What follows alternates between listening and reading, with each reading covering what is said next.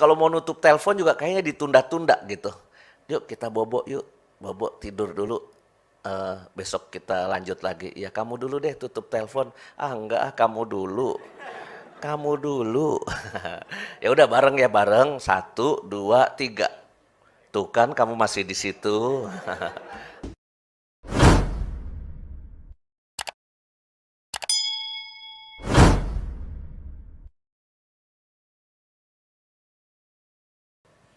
Saudara-saudariku yang dikasih Tuhan, hari Kamis yang lalu saya ada acara persekutuan doa online Kamis pagi. Lalu setelah saya memberikan renungan tentang peran Bunda Maria dan bagaimana kedekatannya dengan Tuhan Yesus, per Mariam ad Yesum. Jadi melalui doa-doa dengan perantaraan Bunda Maria, kita akan sampai pada Yesus. Kita akan memperoleh keselamatan dari Tuhan Yesus. Mengapa saya jelaskan tentang per Mariam ad Yesum? Karena ada umat yang suka tanya sama saya, Romo, novena apa, doa apa yang paling besar kemungkinan dikabulkan oleh Tuhan. Jadi orang itu bertanya-tanya terus dalam hidupnya, ini doa apa, novena apa yang paling manjur supaya permohonanku itu dikabulkan. Lalu ya saya jawab, saya nggak tahu persis. Tetapi kalau saya harus jawab, paling gampang per Mariam ad Yesum. Karena Bunda Maria itu punya kedekatan bukan saja secara rohani, secara fisik Bunda Maria itu ya pernah jadi satu dengan Tuhan Yesus ketika Tuhan Yesus ada di dalam rahim mamanya Bunda Maria. Jadi saya selalu mengatakan doa melalui Bunda Maria itu doa yang paling dekat untuk sampai pada Tuhan Yesus. Terus ada umat yang protes. Loh saya selalu doa Rosario Romo, selalu novena 3 Salam Maria. Tetapi doa saya sampai sekarang gak pernah dikabulkan. Dia protes begitu. Maka lalu saya menjawab begini. Ibu, saya bilang, mirip seperti orang jatuh cinta. Mirip seperti orang jatuh cinta. Maka ini saya kaitkan dengan perintah Tuhan Yesus hari ini soal mencintai ya. Mirip seperti orang jatuh cinta. Coba ibu ingat mundur ke pengalaman waktu remaja dulu ketika jatuh cinta. Kalau kita punya pacar ya, cuma sibuk minta ini minta itu sama pacarnya, lama-lama pacarnya sebel nggak?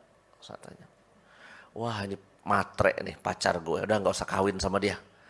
Karena masih pacaran aja cuma sibuk minta ini minta itu. Itu bukan cinta namanya.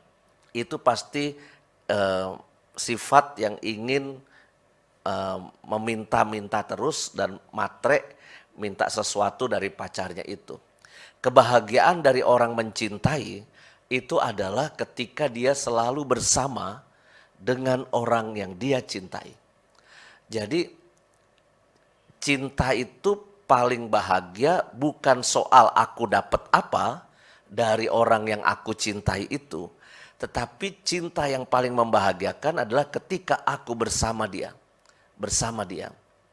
Maka doa itu mirip sama orang jatuh cinta. Ya.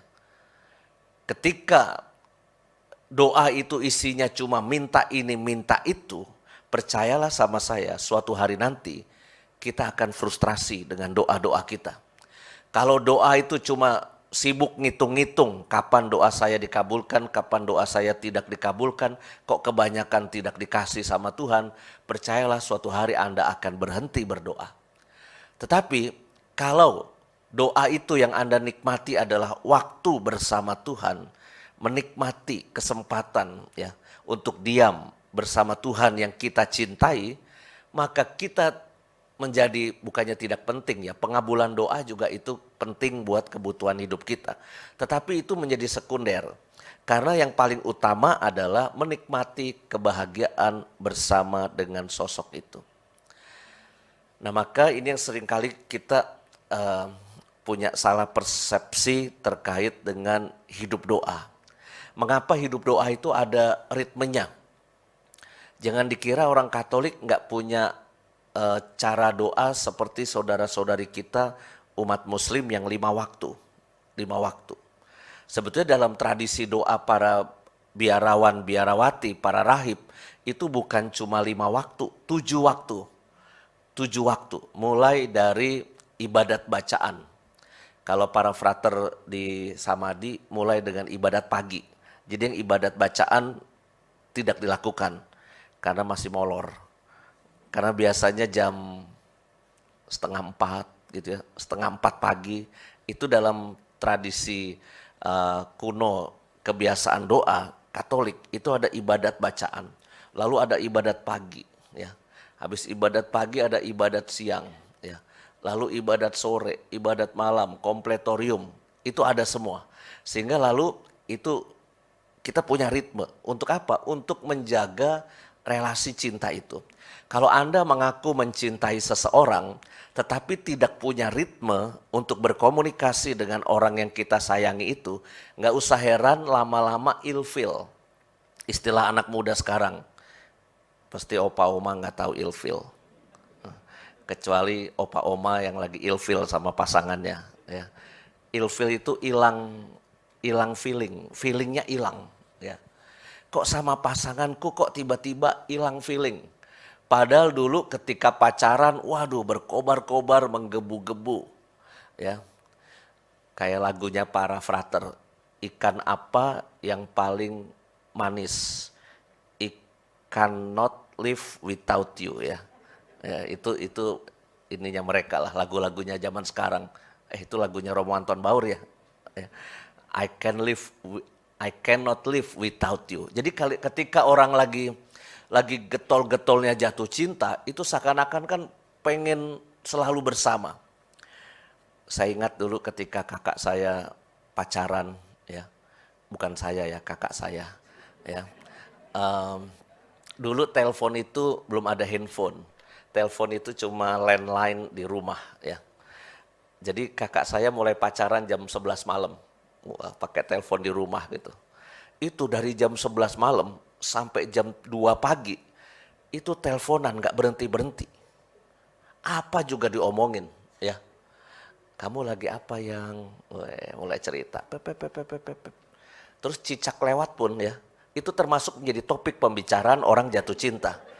Yang di kamar kamu ada cicak nggak yang mungkin di sono jawab nggak ada gitu ya. Oh di kamar aku ada 2 mirip kita loh yang cicaknya. Alah, apa juga dijadiin omongan kalau orang lagi jatuh cinta ya.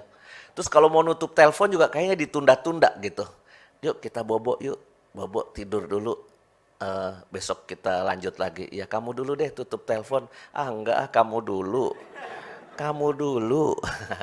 Ya udah bareng ya bareng. 1, 2, 3. Tuh kan kamu masih di situ. Alay ya kan lebay. Kalau orang jatuh cinta tuh suka lebay ya. Pengen selalu bersama dengan orang yang dicintai. Ya. Kesana kemari antar jemput. Teman saya Michael dulu ketika naksir Titin istrinya. Waduh itu pacaran kesana kemari antar jemput. Sekarang kalau dia suruh tugas nganter anaknya. Udah Titin aja yang nganter, gue pengen istirahat ya kan. Artinya apa? Kadangkala orang ketika dulu jatuh cinta pengen selalu bersama nih sama pasangannya terus gitu.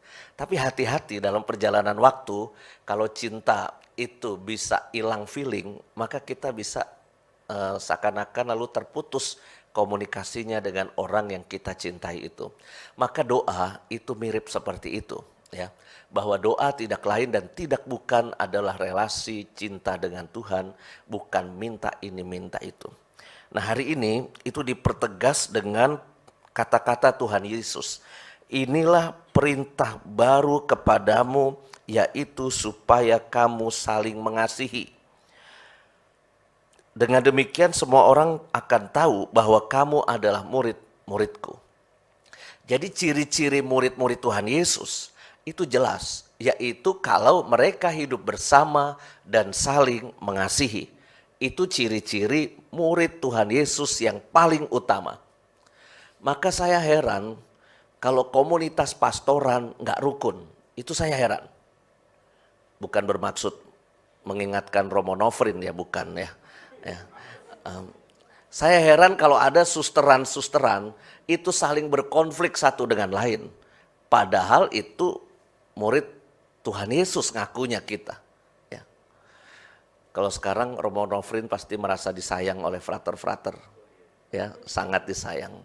Bahkan cenderung dibully oleh frater-frater ya. Tapi itu bentuk sayangnya para frater sama Romo Nofrin. Ya, mereka bisa melakukan aktivitas apa bersama. Kayak yang saya dengar mereka sekarang punya hobi main poker ya, atau main apa? Capsa. Oh, main capsa bersama. Lihat, Romo Nofrin sama para frater main capsa. Apa nggak ada kerjaan lain coba ya? Main capsa, belajar kek, berdoa. Tapi itu hiburan dan bentuk cinta mereka di dalam komunitas ya. Tiba-tiba Romo Liong, frater Romanus. Iya, ayo Prima Rosso. Prima Rosso tuh warung mie godok di depan gitu ya. Ya tiba-tiba meluncur aja pergi ke sana Prima Rosso. Lalu ya udah kita pergi makan bakmi, mie godok bersama. Maka ciri-ciri murid Kristus oke lah itu hanya penampilan.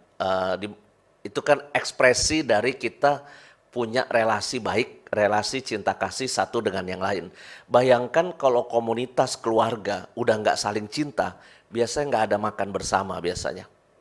Suami makan sendiri, istri makan sendiri, anak juga bawa piring mungkin makannya di kamar. Bisa begitu. Ya. Maka saya kira betul bahwa hari ini perintah baru itu adalah supaya kamu saling mengasihi.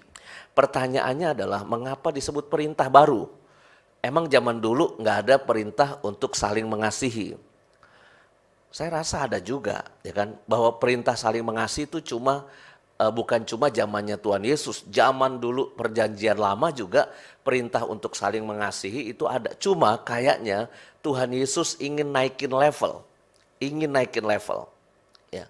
Misalnya kalau dalam perjanjian lama dikatakan jangan membunuh. Maka Tuhan Yesus berkata, Pak, jangan marah kepada sesamamu. Marah aja itu udah dosa. Ya, marah aja itu udah nggak boleh, kata Tuhan Yesus. Apalagi membunuh yang zaman dulu. Kalau zaman dulu kan jangan membunuh. Ya. Kalau zaman dulu mungkin ada ajarannya ya mata ganti mata, gigi ganti gigi, itu prinsip keadilan. Ya. Itu bukannya prinsip yang dianggap salah pada zaman dulu. Bukan, itu prinsip yang dipegang juga. Karena apa? Karena itu prinsip keadilan. Tetapi Tuhan Yesus naikin level. Bila kamu ditampar pipi kananmu, berilah pipi kirimu. Nggak masuk akal. Ya. Maka ini naikin level. Saya kira disinilah poin bahwa kita ingin juga melihat perintah baru Tuhan Yesus itu sebetulnya intinya ada di kalimat seperti aku mengasihi kamu. Itu intinya di situ. Perintah baru itu ada, perintah cinta kasih yang baru itu terletak pada kemampuan kita untuk mencintai seperti Tuhan Yesus mencintai kita. Dan ini yang mustahil. Karena apa? Cara Tuhan Yesus mencintai kita itu, wah itu udah super natural. Ya, di atas sesuatu yang natural. Karena apa? Rela mati demi orang lain. Ya. Orang tua sama anak mungkin bisa. Saya sih sangat yakin loh kalau anaknya sakit gitu ya. Apakah orang tua sempat berpikir bahwa Tuhan kalau boleh tukar saja nyawanya sama saya. Anak saya biarkan hidup, saya yang mati. Orang tua bisa begitu. Ya. Orang tua bisa begitu. Tapi suami sama istri, gua nggak yakin. Suami sama istri gitu ya. Apakah bisa ya sampai ke titik kalau istriku sakit, Tuhan saya saja yang mati, istriku biarkan sehat. Ya. Apakah sampai ke situ? Romo sama frater makin nggak mungkin lagi. Ya kan? Emang Wilson bisa bilang sama Romo Nofrin atau Wilson bilang sama Romo Aji lah, Romo Aji biarkan saya saja yang setruk, Romo Aji sehat berjalan main bola sana gitu. Itu pasti nggak bakal mau Frater Wilson. Ya, karena apa? Mungkin cintanya beda, level cintanya beda. Ya, maka maksud saya like Jesus love itu agak tidak masuk akal untuk ukuran manusia. Tapi sedikit-sedikit mari kita usahakan itu. Mau mengorbankan kesenangan kita, mau mengorbankan kebahagiaan kita untuk kebahagiaan orang lain. Jadi hidup tidak cuma berpikir aku dapat apa, aku dikabulkan apa, aku posisinya di mana. Bukan cuma itu saja hidup kita fokusnya, tapi bagaimana aku juga mengorbankan waktu, mengorbankan kepemilikanku, apa yang aku punya, mengorbankan kesenanganku untuk menyenangkan orang lain. Untuk sampai ke titik mau mati buat orang lain, ya itu pasti Yesus yang pasti bisa. Kita belum tentu bisa. Para martir dalam sejarah kekudusan gereja Katolik itu banyak yang melakukan itu. Tapi apakah kita bisa menjadi martir-martir zaman sekarang? Ini pasti tantangan yang tidak mudah. Maka mari kita renungkan hal ini, apakah kita bisa mencintai sesama kita